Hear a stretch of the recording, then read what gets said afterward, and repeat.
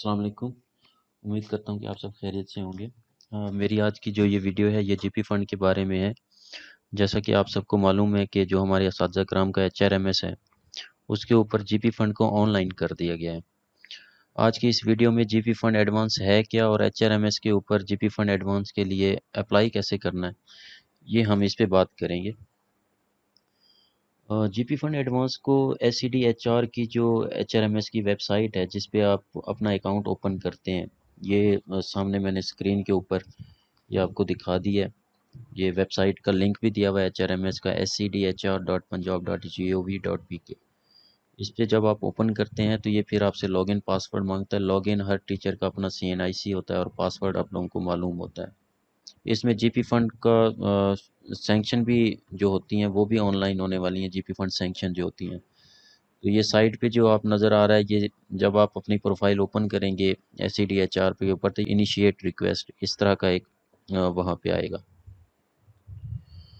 Teachers के काफ़ी मसाइल सैंक्शन के हवाले से भी थे कि जीपी फंड सैंक्शन के हवाले से, और अकाउंट ऑफिस में भी मसाइल का सामना करना पड़ता था।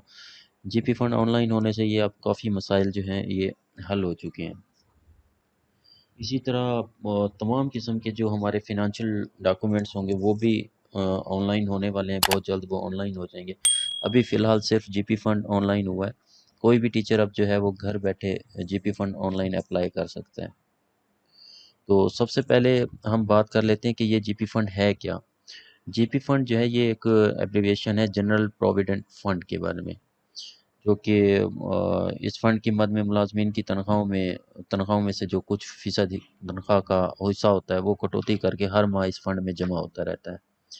रिटायरमेंट के वक्त जमा शुदा रकम इजाफे के साथ मुलाजिम को दे दी जाती है। ये सरकारी मुलाजिम के रेगुलर होने की तारीख से स्केल वाइज रकम काटी जाती है। मीन्स कि अगर वो रेगुलर नहीं है तो वो उसका जीपी फंड नहीं काटा जाता। जीपी फंड हमेशा आप जब रेगुलर होते हैं तो उस वक्त से काटा जाता है, और ये स्केल वाइज डिफरेंट होता है कि हर स्केल का अपना अपनी कटौती होती है। तो पंजाब जनरल प्रोविडेंट रूल्स 1978 के मुताबिक ये कटौती सरकारी मुलाजिम की सैलरी से स्केल वाइज लाजमी डिडक्ट की जाती है। जीपी फंड की कुल सरकारी रकम जो है वो सरकारी मुलाजिम की पे स्लिप पे मौजूद होती है। आप लोग अपनी पे स्लिप देखें तो उसके ऊपर जेपी फंड की पता होगा कि अब आपका इतना जीपी फंड जो है वो जमा हो चुका है। और इस जीपी फंड में जो है वो मुनाफा शामिल नहीं होता। लेकिन जो अकाउंट ऑफिस से डीओ फार्म होता है या डीओ स्लिप होती है उस पे रकम पे स्लिप की निस्बत ज़्यादा होती है। अब एचआरएमएस पे फंड जीपी फंड निकलवाने के लिए पे स्लिप को अपलोड करने का ऑप्शन भी दिया गया है। बेहतर था कि वैसे अकाउंट ऑफिस की जीपी फंड के हवाले से जो स्लिप बनती है वही ऑनलाइन फार्म के साथ अपलोड होनी चाहिए थी। इस स्लिप में सरकारी मुलाजिम का एक्चुअल फंड क्योंकि दिया हुआ होता है। तो अब ये इसमें दो तरह के ये जीपी फंड होते हैं। एक रिफंडेबल जीपी फंड होता है और एक नॉन रिफंडेबल होता है।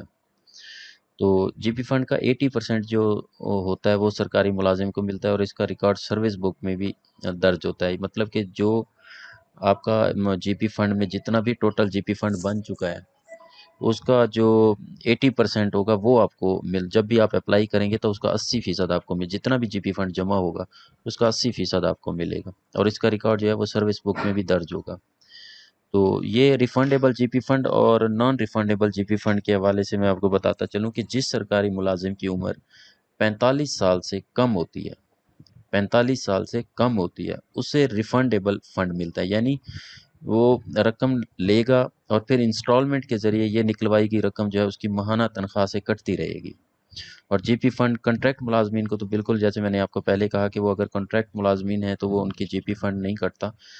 तो ये सिर्फ और सिर्फ रेगुलर के लिए कटता है, क्योंकि उनकी तनख्वाह में कॉन्ट्रैक्ट मुलाजमीन की जो तनख्वाह होती है उसमें तनख्वाह से जीपी फंड की डिडक्शन नहीं हुआ करती। इसी तरह जिन मुलाजमीन की उम्र 45 साल से ज़्यादा होती है तो वो नॉन रिफंडेबल की बुनियाद पर जीपी फंड ले सकता है। यानी अपनी रकम का 80% लेगा जो कि नाकाबिले वापसी होगा। लेकिन अगर सरकारी मुलाजिम अपनी मर्ज़ी से ये रकम वापस भी करवाना चाहे तो वो बेशक वो करवा सकता है। तो पहले ये जो इससे अब तो ऑनलाइन क्योंकि हो गया, लेकिन इससे पहले जो मैनुअल सिस्टम था, जो उसमें जब जीपी फंड के लिए अप्लाई करते थे तो वो ज़रूरत हुआ करती थी, एक सीएनआईसी की कॉपी हुआ करती थी, एक हैंड रिटन एप्लीकेशन होती थी, दो डीओ फॉर्म्स होते थे, जो कि अपना एजुकेशन डिपार्टमेंट से मिलते थे, जिसके ऊपर दफ्तर का मेमो नंबर और डेट वगैरह ये लिखी हुई होती थी। इसी तरह पे स्लिप की कॉपी होती थी, एफिडेविट होता था। तो ये जो डीओ फॉर्म था पहले अकाउंट ऑफिस से जारी हुआ करता था, जिसमें बिल्कुल बयान हुआ करता था कि जी आपके अकाउंट में इतना जेपी फंड मौजूद है। अच्छा, अब हम बात कर लेते हैं कि जी अगर आपके इन केस के किसी की डेथ हो जाती है या किसी टीचर की, खुदा ना खास्ता, तो फिर उसका जो है एक या एक से ज़्यादा बेनिफिशरीज होते हैं जिनको ये जीपी फंड मिल जाता है। और ये बेनिफिशरी जो है आप किसी भी स्टेज पे किसी भी वक्त जो है ना इसको चेंज कर सकते हैं। इसी तरह से इसका जो बोनस होता है, वैसे तो इस बोनस को इंटरेस्ट सूद में ही लिया जाता है, तो ये बोनस रेट जो है ये पर ईयर आपका 9 से 15% जो है इसका मुनाफा एक किस्म का आपका मिलता रहता है।